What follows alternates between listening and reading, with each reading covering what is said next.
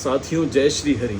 क्या आप जानते हैं कि राजस्थान का एक शक्तिशाली राजा सब कुछ छोड़कर संत बन गया, जिसने सिंहासन छोड़कर भगवान का नाम अपनाया और जिसकी वाणी आज भी गुरु ग्रंथ साहिब में अमर है।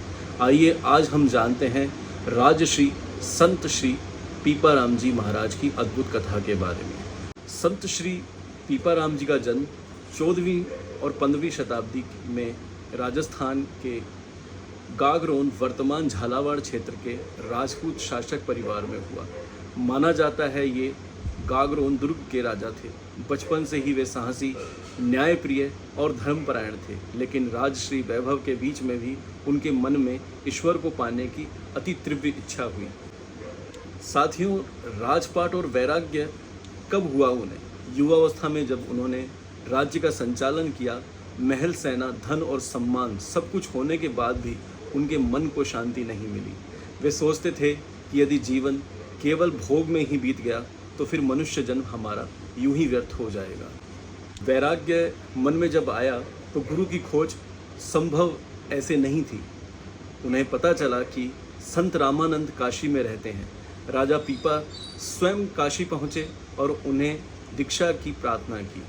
प्रारंभ में राजा होने के कारण उनकी परीक्षा ली गई, लेकिन उन्होंने विनम्रता और साहस का परिचय देते हुए श्री रामानंद साहब को खुश किया और उनके शिष्य बने।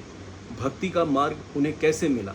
दीक्षा के बाद जब पीपा जी ने राजपाट और मोह को छोड़ दिया तो उन्होंने भगवान विष्णु और कृष्ण की भक्ति को जीवन का आधार बनाया। वे कहते हैं कि ईश्वर बाहर नहीं, प्रत्येक जीव के अंदर है। वैराग्य मन में जब आया तो गुरु की खोज संभव ऐसे नहीं थी। उन्हें पता चला कि संत रामानंद काशी में रहते हैं।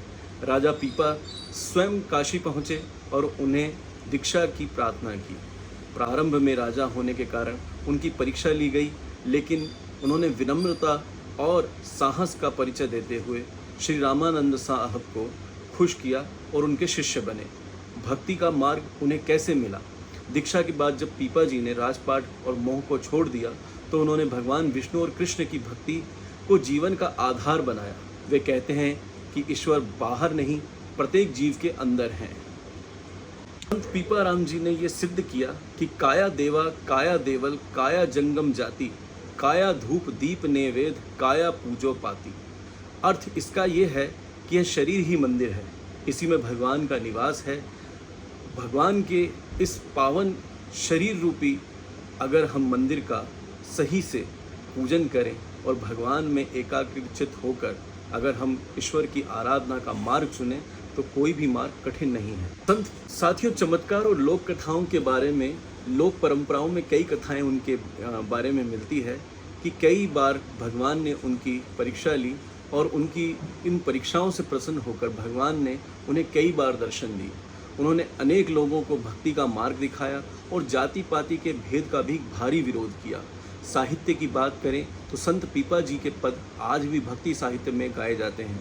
उनके कुछ पद गुरु ग्रंथ साहिब में भी संकलित हैं, जो उनकी आध्यात्मिक प्रतिष्ठा का प्रमाण है। साथियों, अंतिम समय की बात करें तो जीवन के अंतिम वर्षों में उन्होंने सत्संग, भजन और लोक कल्याण में समय बिताया। माना जाता है कि उन्होंने ईश्वर का स्मरण करते हुए शरीर का त्याग किया। साथियों, संत पीपाराम जी के जीवन से हमें सीख मिलती है, धन और सत्ता से अधिक मूल्यवान ईश्वर की भक्ति है। सच्चा गुरु जीवन की दिशा बदल सकता है। भगवान हर जीव और जीव के भीतर विराजमान एक दिव्य मूर्ति है। अहंकार छोड़कर प्रेम और सेवा का मार्ग अपनाना चाहिए। और इसी के साथ अब हम इस वीडियो को यहीं विराम देते हैं। साथियों, मिलेंगे अगले वीडियो के अंदर भारत के राजस्थान प्रांत के विभिन्न अन्य संतों की कहानियों के साथ में। जब तक के लिए जय श्री हरि और आप सभी का जीवन मंगलमय हो। ईश्वर से हमारी यही प्रार्थना है।